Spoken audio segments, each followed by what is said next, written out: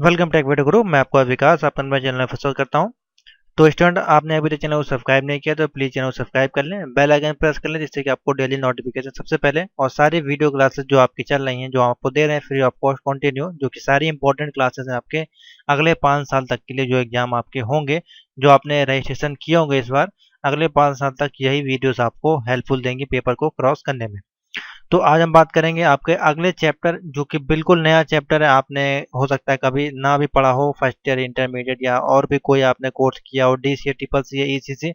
ये कोर्स आपको किसी में नहीं मिलेगा, क्योंकि ये इसको इसी बार ऐड किया गया है इसमें, जो कि मोस्ट इंपॉर्टेंट चैप्टर है हमारे वेब डिजाइनिंग एंड पब्लिकेशन का, जिसका नाम है CSS फ्रेमवर्क।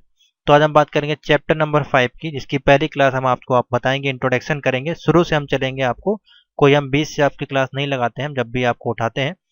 तो CSS फ्रेमवर्क चैप्टर नंबर 5। इससे पहले हमारी जो इसमें क्लासेस हैं वो आपकी web designing editor, HTML basis, CSS और फोटो एडिटर, वेब पब्लिशिंग की क्लासेस हो चुकी हैं। अब हमारे पास सिर्फ 2 चैप्टर बचे हैं, CSS एंड फ्रेमवर्क। तो मुश्किल से इसकी वीडियो मैं आपको 1 या 2 में कंप्लीट कर दूंगा, कोई भी ज़्यादा कोर्स नहीं। और सबसे बड़ी चीज़ आप ध्यान दें, CSS फ्रेमवर्क या जावा स्क्रिप्ट या अंगुलर JS, ये जो लैंग्वेज हैं ये बहुत ही बड़ी लैंग्वेज हैं। इनके माध्यम से आप बहुत सी सारी चीज़ कर सकते हैं, लेकिन आपको जो पढ़ना है वो कंटेंट आपके सामने है। इसीलिए मैं कह रहा हूँ कि आप बिल्कुल भी इनकी किताबें ना खरीद के ले आएँ, कि आप मार्केट से 500 पेज की 10-1000 पेज की इनकी किताबें आप खरीद के ले आएँ और आप इनको रटने पढ़ेंगे तो 2 साल 3 साल में भी ख़त्म नहीं होगी।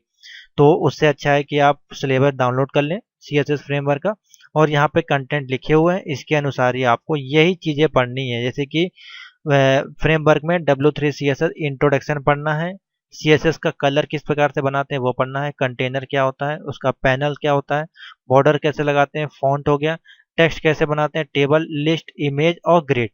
इतना ही टॉपिक आपको पढ़ना है। इसके अलावा भी इसमें कम से कम 50 टॉपिक हैं, जो कि यहाँ पे आपको नहीं दिए गए। तो इससे अच्छा है कि आप फोकस करें, इतना ही चीज़ पढ़ें। इतना ही आपका सिलेबस है CSS फ्रेमवर्क का, इसी के अंदर के आपके क्वेश्चन बनेंगे। उसी प्रकार से ये जावा स्क्रिप्ट है, तो इतने ही टॉपिक आपको पढ़ने हैं। तो हम शुरू से स्टार्ट करते हैं और इंट्रोडक्शन देखते हैं और कुछ चीज़ें आपको बनाना बताते हैं, किस प्रकार से इसको यूज़ करते हैं। काफ़ी ईजी है, सिंपल है और थोड़ा सा आपको लगेगा नया। तो इसको किस प्रकार से हम आपको बताएंगे वो आप समझिएगा, क्योंकि मोस्ट इंपॉर्टेंट वही है आपके लिए समझना। उसकी सारी वीडियो आपको प्लेलिस्ट में मिल जाएगी, और इसकी PDF मैं आपको बता देता हूँ। PDF हमारे पास अवेलेबल है हिंदी इंग्लिश में, CSS फ्रेमवर्क हिंदी। इसकी पूरी क्लास एग्जाम्पल्स इसमें आपको पड़े हुए हैं। एग्जाम्पल को आप कॉपी पेस्ट करके भी रन करा सकते हैं, लेकिन ध्यान दीजिएगा यहाँ पे जो इसमें लिंक्स होते हैं वो आपको अपने कंप्यूटर के देने चाहिए। मैंने इसमें डायरेक्टली आपको लिंक दे दिया जहाँ से इसकी फाइल को हम लेते हैं, कोई दिक्कत नहीं, ये भी आपका वर्क करेगा। तो चलिए हम आपको बताते हैं सबसे पहले इसके बारे में, इंट्रोडक्शन देते हैं क्या होता है आपका CSS फ्रेमवर्क। तो हिंदी और इंग्लिश की हम बात करें तो दोनों ही PDF में मटेरियल हमारे पास अवेलेबल है। तो आप जिस भी लैंग्वेज में आप प्रेफर करते हैं तो आप दे सकते हैं। यहाँ पे पूरी लगभग कंप्लीट नोट्स हमारे पास अवेलेबल है, और वो भी बहुत ही सिंपल में सारा आपको मैंने इसमें डाल दिया है कंटेंट, एक एक टॉपिक। तो आपको बिल्कुल भी दिक्कत नहीं होगी। CSS फ्रेमवर्क है, यहाँ से आपका स्टार्ट है। तो चलिए देखते हैं CSS आपका क्या है। बेसिकली सिंपल सी भाषा में आपको समझा देते हैं, और क्यों इसको सीखना जरूरी है ये आपको पता होना चाहिए। तो CSS क्या है आपका, एक CSS फ्रेमवर्क है, जिसको कि हम एक अदर नाम यानी कि बूट स्ट्रैप भी आप कह सकते हैं। तो CSS क्या है, एक आपका फ्रेमवर्क है, जो कि W3 स्कूल, ये एक ऑर्गेनाइजेशन, एक संस्थान है, जिसको कि हम लोग कहते हैं क्या, W3 स्कूल। इस प्रकार से लिखते हैं, W3 SCHOOL। W3 स्कूल द्वारा बनाया गया था CSS फ्रेमवर्क को। तो ये भी ध्यान रखें, इंपॉर्टेंट क्वेश्चन है। या एक ओपन सोर्स, यानी कि ओपन सोर्स है, फ्री ऑफ कॉस्ट है आपका, एक मॉडर्न फ्रेमवर्क है, जिसके माध्यम से आप बिल्कुल मुफ्त में, यानी किसी भी लाइसेंस की आपको इसमें जरूरत नहीं पड़ेगी। तो सबसे बड़ी बात ये हो गई। और इसके बेनिफिट क्या है मैं आपको बता देता हूँ। इसके माध्यम से आप कोई भी ब्राउज़र होगा, यानी कि इंटरनेट एक्सप्लोरर है या क्रोम है या फिर फायरफॉक्स है, कोई भी ब्राउज़र है, सभी पे रेस्पॉन्सिव, अनरेस्पॉन्सिव, टैबलेट है, मोबाइल है, डेस्कटॉप है, टीवी है, फायरवॉल है, इंटरनेट है, कोई भी डिवाइस है, आप सभी पे इसको रन करा सकते हैं। मैं आपको एक एग्जांपल देता हूँ कैसे प्रूफ करता हूँ। आपने देखा होगा कई वेबसाइट होती है, जैसे कि मेरे पास एक वेबसाइट है, ये NCVT ITI की। अगर आप इस वेबसाइट को ओपन करेंगे और नीचे यहाँ पे आप देखेंगे, आपने कई बार देखा होगा कि वेबसाइटों में लिखा होता है कि ये this website is work for only this browser. तो वो क्यों लिखा होता है? क्योंकि वो उस कंपेटेबल नहीं है सभी ब्राउजर के लिए। बट ये जो हमारे पास है CSS फ्रेमवर्क, ये सभी के लिए कंपेटेबल। अभी आपको दिखाते हैं किस प्रकार से। तो जैसे कि ये वेबसाइट, इसमें आपको लिखा हो गया है साफ साफ, रिकमेंडेड ब्राउजर कौन सा है? IE8 compatible mode above Chrome and Firefox, यानी कि इंटरनेट एक्सप्लोरर का वर्जन 8 चाहिए या फिर इससे अबव हो तो। और क्रोम और फायरफॉक्स में अगर ये वेबसाइट ओपन करेंगे, जैसे कि मैंने क्रोम में ओपन किया, तो ये आपको सही से आपको दिखाई देगी। तो ये तो एक बात हो गई।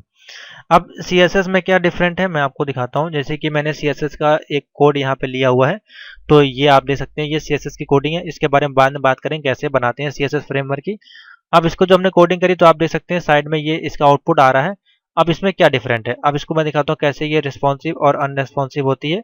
और अब ये देखिए, अब इसको जैसे ही हम बड़ा करेंगे तो इमेज भी उतना ही बड़ा होता जाएगा, पूरे पेज पे ये जो है आपका फैलता चला जाएगा, जैसा भी आपका साइज आपका होगा, जैसा भी स्क्रीन होगी आपकी। अब ये बड़ी हो गई।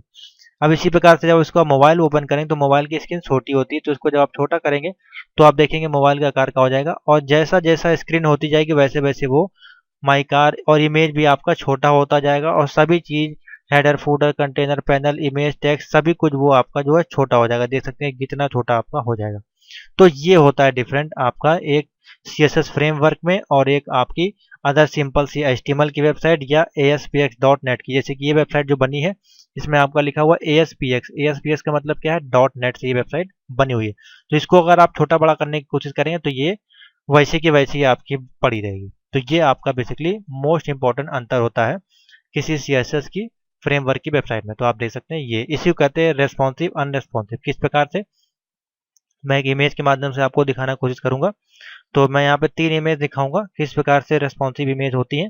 तो ये आप देख सकते हैं फुल कंटेंट है, ये हाफ है और ये मोबाइल वर्जन है। तो आप देख सकते हैं तीनों में वो वेब पेज ओपन हो रहा है, हाफ छोटा बड़ा होके आपको सभी वर्जन में वो आपका काम कर रहा है, चाहे वो लैंडस्केप मोड पे हो या पोर्ट्रेट मोड पे हो, मोबाइल हो, टैबलेट हो, कंप्यूटर स्क्रीन किसी पे भी हो, आपका वो सेम वर्क करेगा इसी प्रकार से। तो ये आपका बेसिकली इसमें मोस्ट इंपॉर्टेंट डिफरेंट आपका होता है।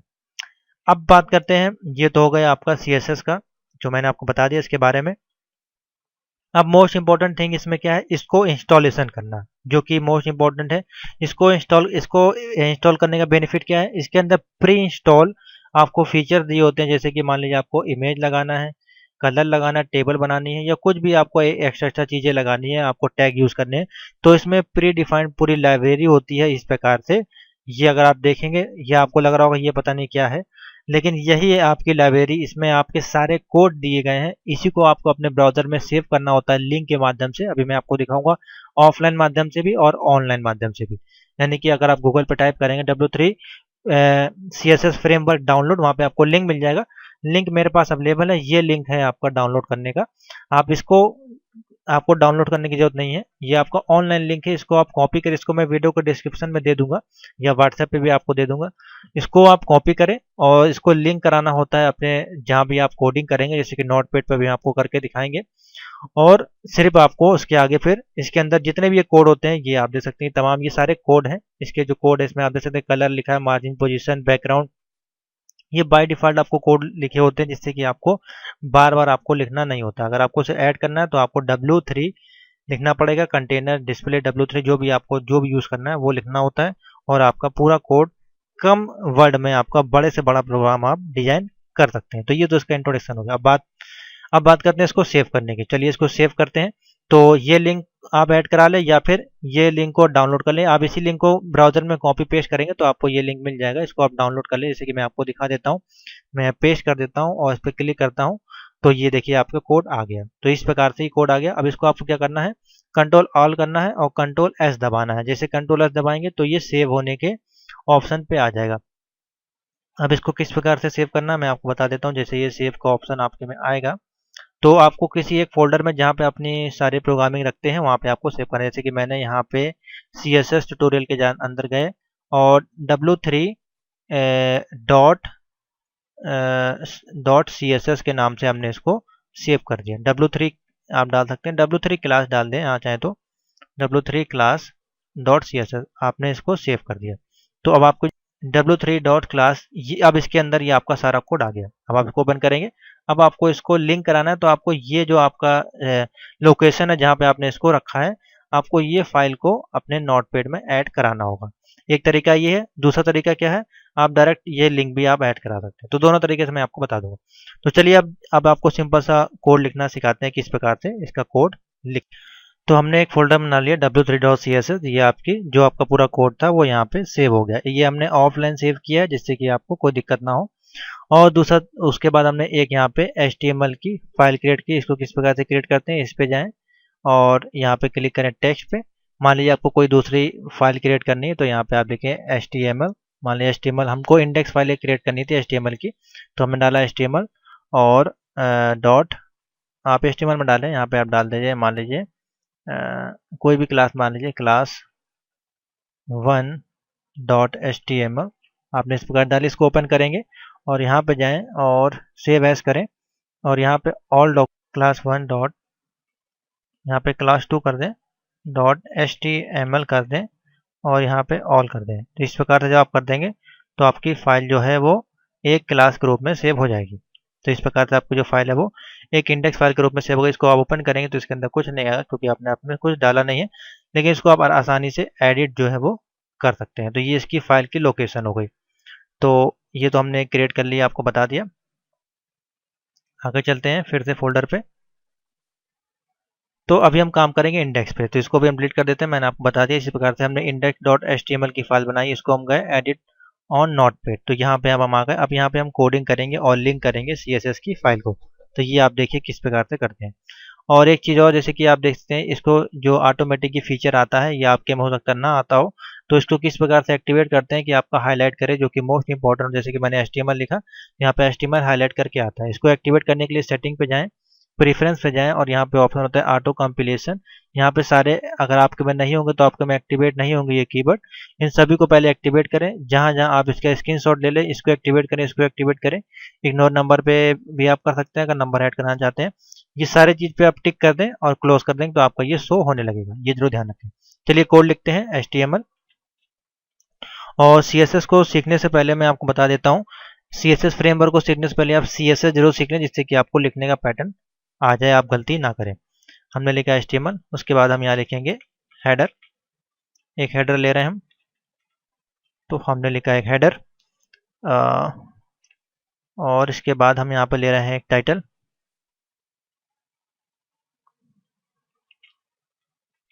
यहाँ पे हम लिख रहे हैं टाइटल।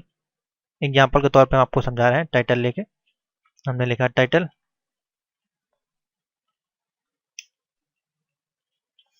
और टाइटल के अंदर हम क्या डाले हैं, मान लीजिए एग्जाम्पल है आपका W3 CSS फ्रेमवर्क। तो ये एग्जाम्पल के तौर पे मैं आपको दिखा रहा हूँ। हमने एक टाइटल डाल दिया W3 फ्रेमवर्क का। अब यहाँ पे हम लिंक कराएंगे अपनी जो हमने फाइल बनाई है। तो हमने लिखा लिंक रिलेशन, इसका किया REL रिलेशन। सॉरी, इसमें हमने ये नहीं लगाया, इसमें जरूर लगाएं। रिलेशन, कौन सा आपका रिलेशन है, style seed STYLE, style SHEET, आपका स्टाइल सीड है। इसको बंद कर दिया हमने। इसका लिंक लगाना है href इक्वल टू, हम इसको कहाँ सेव कर रहे हैं, तो हमने इसका जो फाइल का नाम डाला था w3.css, सेम फाइल थी आपकी, तो हमने इसको सेव कर दिया। ये आपका जो है, अब यहाँ पे आपकी फाइल जो है वो लिंक हो गई। तो इतना हो गया आपका काम। अब नीचे आते हैं, यहाँ पे हम बॉडी लेंगे, बॉडी के अंदर लिखना स्टार्ट करेंगे। हमने लगाया बॉडी। अब इसके अंदर हेडिंग डालेंगे एक। तो इसमें अब हम बॉडी के अंदर एक हेडिंग डालेंगे आपको एग्जांपल के तौर पर समझाने के लिए। तो मान लीजिए हम डालते हैं यहाँ H1 हेडिंग। तो हमने डाला H1 और लिखेंगे दिस इज फ्रेमवर्क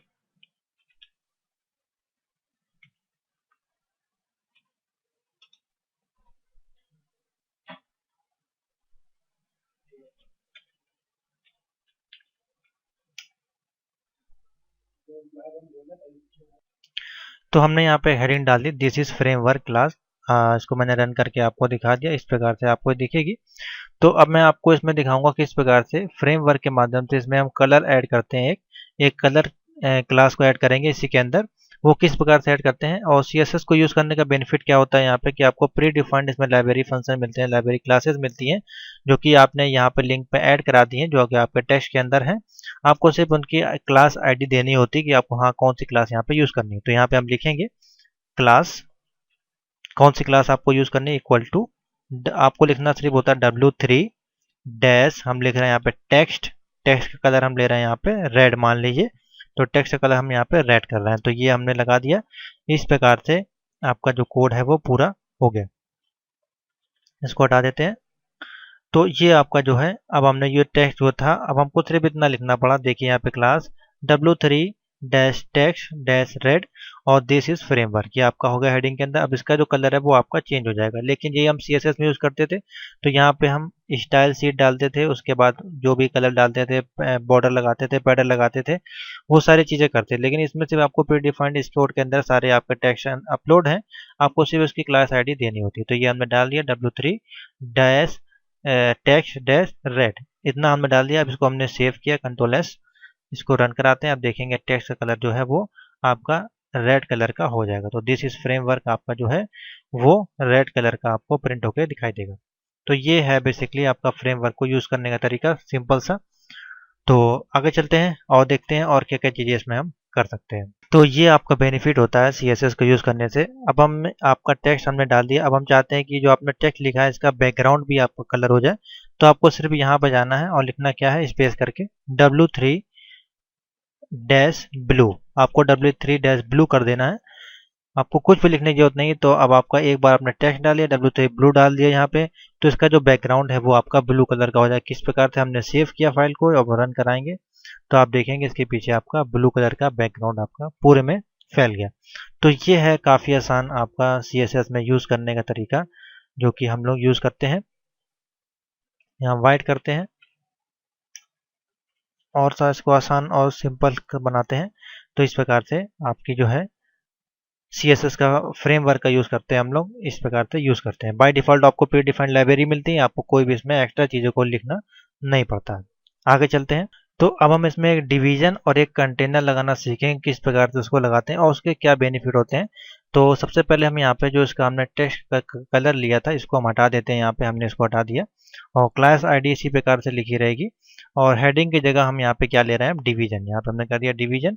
तो इस प्रकार से DIV इधर भी कर दें आप और इस प्रकार से इधर भी DIV कर दें। इसका क्या मतलब होता है, क्या यूज़ होता है, उसको भी आपको बताते हैं। तो ये आपका इस प्रकार से हो गया। इसको हम सेव करते हैं और इसको रन करा के आपको दिखाते हैं। तो ये रन किया, इस प्रकार से आपका जो डिवीजन है वो आ गया इस प्रकार से। अब आपको यहाँ पर देख रहे हैं इसके पीछे स्पेस नहीं आपको दिखाई दे रहा है, एकदम से ये चपका हुआ लग रहा है साइड से। तो इसमें हम लोग कंटेनर का यूज़ करते हैं जिससे कि ये थोड़ा सा आपका स्पेस आपको मिल जाएगा। तो सिंपल सा आपको यहाँ पर जाना है और सिर्फ कंटेनर को लिख देना है W3 डैश कंटेनर CONTAINER, ये इसका कंटेनर होता है। इसको हमने सेव किया और अब इसको रन कराते हैं। तो आप देखेंगे यहाँ पे आपको स्पेस आपको दिख गया। तो ये बेसिकली काम होता है आपके कंटेनर का। तो ये आपका कौन सा चैप्टर होगा यहाँ पे कंप्लीट। यहाँ पे हमने आपको बता दिया क्या क्या इसके पार्ट होते हैं, कैसे क्या यूज होता है, फ्रेमवर्क के बारे में बता दिया, इंट्रोडक्शन दे दिया आपको, और W3 CSS कलर और कंटेनर पे अभी हम चल रहे हैं। तो धीमे धीमे चलेंगे, इसी प्रकार से आपको पूरी क्लास कंप्लीट करेंगे। आगे चलते हैं। के बाद आपका जो पैनल होता है वो पैनल आपका क्या करता है, वो लेफ्ट और राइट में आपका जो है वो मार्जिन आपका ऐड करता है, यानी कि वर्टिकल में।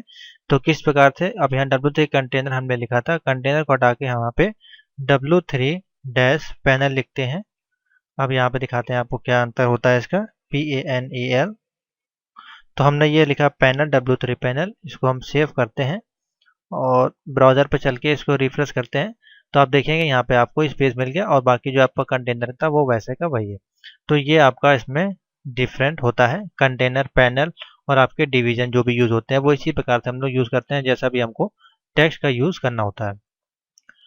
तो अब चलिए इसमें ये तो मैंने आपको बता दिया पैनल का बताना। अब इसी में हम फिर से वापस चलते हैं और लिखते हैं W3 कंटेनर। तो हमने लिख दिया। अब हम इसमें आपको बॉर्डर बताएंगे किस प्रकार से बॉर्डर लगाना है और बॉर्डर का कलर किस प्रकार से आप चेंज कर सकते हैं। तो उसके लिए आपको लिखना है सिंपल सा W3 डैश BORDER, आपको सिर्फ इतना लिखना है, सेव करना है और चलिए यहाँ पे रन करा कर देखते हैं। तो रन करा कर देखेंगे, आप देख सकते हैं यहाँ पे ग्रे कलर का हल्का सा बॉर्डर आपको दिखाई देगा। अगर मैं आपको जूम करके दिखाऊं तो आप देख सकते हैं कि सामने आपको बॉर्डर दिखाई दे रहा होगा। तो इस बॉर्डर का हम कलर चेंज करेंगे जिससे कि आपको और अच्छे से दिखाई दे। तो इस बॉर्डर का कलर करने के लिए आपको कौन सा टैग का यूज़ करना पड़ता है, इसी क्या कर लिखें W3 डैश बॉर्डर। इस प्रकार से आपने लिखा बॉर्डर और डैश करके मान लीजिए आप रेड लिख देते हैं, तो आपने रेड कलर का बॉर्डर यहाँ पे लगा दिया, ये कर दिया। इसको हम सेव करते हैं और चलते हैं यहाँ पे रिफ्रेश। तो आप देख सकते हैं रेड कलर का बॉर्डर आपके सामने आ गया। तो ये है बहुत ही सिंपल वे में आपको इसमें आप ऐड कर सकते हैं। जितने भी आप कोड लिखते जाएंगे आपको लिखना पड़ेगा W3 डॉट फॉन्ट, उसका साइज जो भी आप ऐड करना चाहते हैं वो इसी कोड के माध्यम से आप ऐड कर सकते हैं। आगे चलते हैं। तो अब इसमें आपने जो बॉर्डर लगाया हुआ है, अब बॉर्डर आप चाहते हैं कि अभी आपका स्क्वायर दिख रहा है, बॉर्डर चाहते हैं कि इसको राउंड करना चाहते हैं, तो आपको सिंपल सा यहीं पे जाना है और टेक्स्ट लिखना है W3 dash round, W3 dot round लिख देना है, उसको सेव कर देना है। और यहाँ पे आप जाएंगे तो आपका बॉर्डर देख सकते हैं यहाँ पे राउंड हो गया है। इसी को और ज़्यादा राउंड करना चाहते हैं तो यहाँ पे आए, यहाँ पे तो यहाँ पे हमने डबल एक्स लार्ज कर दिया, या सिंगल लार्ज भी आप कर सकते हैं। मैं सिंगल लार्ज को पहले आपको दिखा देता हूँ। तो इसको रन करेंगे तो आपका ये सिंगल लार्ज हो जाएगा और यहाँ पे डबल एक्स कर देंगे और इसको अब हम सेव करेंगे और रिफ्रेश करेंगे तो यहाँ पे देखेंगे आपका डबल इसको हम, तो ये है स्मॉल और लार्ज करने का, यानी कि बॉर्डर को अगर आपको चेंज करना है वो आप यहाँ पे चेंजमेंट कर सकते हैं। तो यहाँ से हम W3 लार्ज राउंड को हटाते हैं। अब आपको एक चीज़ बताते हैं, यहाँ पे आपको जाना है और लिखना है लेफ्ट बार। एक कोड और आपको बताते हैं W3 डेट लेफ्ट बार। ये आपका क्या करेगा, आपको लेफ्ट साइड में एक बार आपको जनरेट करके देगा। हमने सेव किया, यहाँ पे गए, हमने रन किया और ये आप देख सकते हैं यहाँ पे आपको रेड कलर का एक लेफ्ट में बार आपको दिखाई दे। अब आगे चलते हैं, इसमें आपको बताते हैं हॉवर इफेक्ट किस प्रकार से बनाते हैं और इसका क्या बेनिफिट होता है बेसिकली। तो हम यहाँ पे लेफ्ट बार को हटा देंगे, जैसे कि लेफ्ट बार हमने बनाई हुई थी। लेफ्ट बार आपके बेसिकली एक बार होती है, कोई बॉर्डर नहीं होता है। तो इसको हमने हटाया लेफ्ट बार को पहले और W3 बॉर्डर को रहने देते हैं। और W3 बॉर्डर का जो रेड है इसको हम यहाँ चेंज करेंगे W3 डैश हॉवर HOVER। ये क्या होता है अभी आपको बताएंगे, BORDER border dash red colour का। मान लीजिए रेड की जगह हम कर लेते हैं ब्लैक, कोई दिक्कत नहीं है। ब्लैक कलर का हमने कर लिया। ओके, अब हमें करना है इसमें कंटेनर की जगह यहाँ पे आप कर दें पैनल, कर सकते हैं या कंटेनर पे ही रहने दें। कंटेनर पैनल से कोई दिक्कत नहीं होगी आपकी। कंटेनर आपका जो ऊपर से आएगा, पैनल कर देंगे तो एक लाइन नीचे आ जाएगा। अब इसको रिफ्रेश करेंगे तो आप देखेंगे जब आप माउस लेके जाएंगे इस पर तो आपका जो हॉवर इफेक्ट क्या है, आपको बैकग्राउंड जो है वो ब्लैक कलर का दिखाई देगा। ये देखिए अभी आपका ग्रे कलर का है बाय डिफॉल्ट, और इस पर जैसे आप माउस लेके जा रहे हैं तो ये आपको ब्लैक कलर का दिखाई दे रहा है। यानी कि इसको कहते हैं W3 हॉवर इफेक्ट, इसको बोलते हैं। हमने यहाँ पे ब्लैक कलर दिया इसलिए आपको ये ब्लैक कलर का दिखाई देगा। हम यहाँ रेड कर देंगे तो ये आपको रेड कलर से दिखाई देगा। रिफ्रेश करते हैं तो आप देखिए अब यहाँ पे आपको रेड कलर का, जब आप माउस लेके जाएंगे तब आपको दिखाई देगा। इसको कहते हैं हॉवर इफेक्ट। आगे चलते हैं, इसमें देखते हैं शैडो वगैरह का इसको डालनी है वो किस प्रकार से डालते हैं इसमें। अब चलिए इसमें हम आपको एक W3 कार्ड टैग का यूज़ करना बताएंगे। इसके माध्यम से क्या होगा, आप देखेंगे आपको एक बैकग्राउंड में जो बॉर्डर बना हुआ है उसके नीचे आपको हाईलाइट आपको दिखाई देगा। तो इसके लिए हम यूज़ करेंगे बेसिकली W3 कार्ड टैग का। तो इस सभी को हटाते हैं और यहाँ पर लिखते हैं W3 डैश CARD।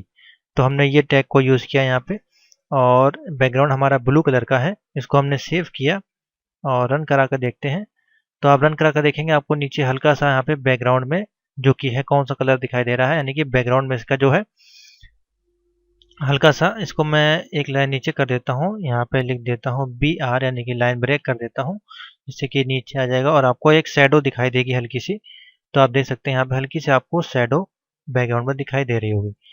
तो ये देखिए इसके नीचे से हल्की आपको शैडो दिखाई देगी। तो ये बेसिकली इसका काम होता है W3 कार्ड का, जो कि हमने यहाँ पे यूज़ किया है। अभी तो आपके में हल्की डैश आई थी, अब अगर आप शैडो को हल्का डार्क कर देंगे यहाँ पे, तो यहाँ पे जैसे मान लीजिए नंबर आपने 4 लिख दिया तो इसको हम सेव करते हैं और अब आप देखेंगे आपको जो शैडो है वो और डार्क हो जाएगी। आप देख सकते हैं इसी प्रकार से आप नंबर अगर चेंज करते जाएंगे तो ज़्यादा इसमें नहीं होते हैं, ज़्यादा डार्क नहीं होता, जितने होंगे उतने ही आपका ये डार्क होगा। तो ये हमने 4 नंबर किया तो आप देख सकते हैं और शैडो आपकी डार्क हो गई।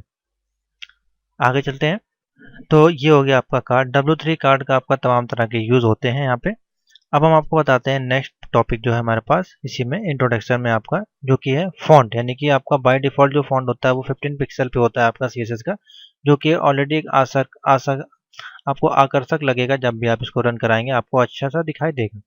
तो अगर आपको फॉन्ट का साइज चेंज करना है तो यहाँ पे आपको जाना पड़ेगा, लिखना पड़ेगा W3 डैश, जो भी आप साइज देंगे फॉन्ट का साइज आप देंगे स्मॉल देंगे। इसके जो साइज होते हैं स्मॉल हो गया, लार्ज हो गया, मीडियम हो गया उसके आगे आप जो भी ऐड करते जाएं।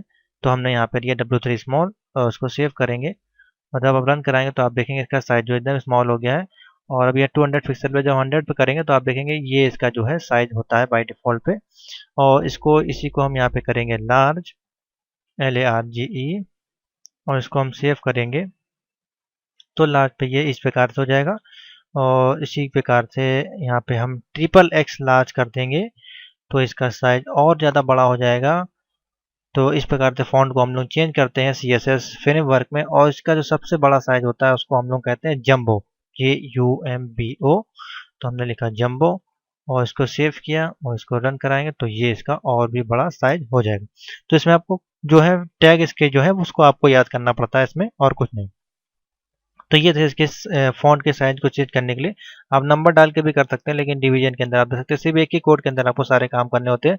बाय डिफॉल्ट आपके जो आपने लिंक कराया है टेक्स्ट, जो आपने यहाँ पे सेव किया है इंडेक्स और CSS का, वो सारा कोड आपका इसके अंदर लिखा होता है। इसके अंदर आप देखेंगे सारे कोड आपके लिखे होते हैं। ये ऑटोमेटिकली आपको सिर्फ क्लास ID देनी होती है और उसके अंदर आपका वो सारा काम करता रहता है। इसके बाद अगर आपको इसका जो डायरेक्शन है वो चेंज करना है, इसका अलाइनमेंट, यानी कि अभी आपका लेफ्ट में दिखाई दे रहा है। इसी तरह अगर आप चाहते हैं कि इसको आप राइट में या सेंटर में करना चाहते हैं तो किस प्रकार से करेंगे। तो सबसे पहले हम इसको हटाते हैं यहाँ पे, और यहाँ पे हम यूज़ करेंगे W3। इसमें हम नहीं लिखते हैं, हम इसको एक कॉपी कर लेते हैं और नई तरह के आपको फाइल दिखाते हैं जिससे कि आपको समझ में आए। तो हमने कॉपी कर लिया इसको और नीचे हम इसको पेस्ट कर देंगे। एक आपकी जो रहेगी वो लेफ्ट में रहेगी। अब यहाँ पे हम जो लिख देंगे उसको राइट में कर देंगे, यानी कि W3 dash RIGST date align, ALIGN। तो ये हमने यहाँ पे कर दिया। इसको हम सेव करते हैं और रन कराएंगे तो आपको दो टेक्स्ट दिखाई देंगे। एक आप देख सकते हैं, इसको जो हम जूम करेंगे तो आपको एक आपको लेफ्ट में दिखाई देगा, ये आपका बाय डिफ़ॉल्ट वाला था, और ये आपका राइट में हो गया। तो हमने दोनों टेक्स्ट को ऐड कर दिया। इसी प्रकार से अगर आपको सेंटर में करना है तो इसी को CENTER सेंटर में आप कर देंगे, सेव करेंगे तो आपका जो ये सेकंड वाला टेक्स्ट था वो आपका सेंटर में आ जाएगा। तो इस प्रकार से इसका अलाइनमेंट करते हैं, इसका कलर चेंज करते हैं। कलर यहाँ से आप इसका चेंज कर सकते हैं जो भी आप करना चाहें।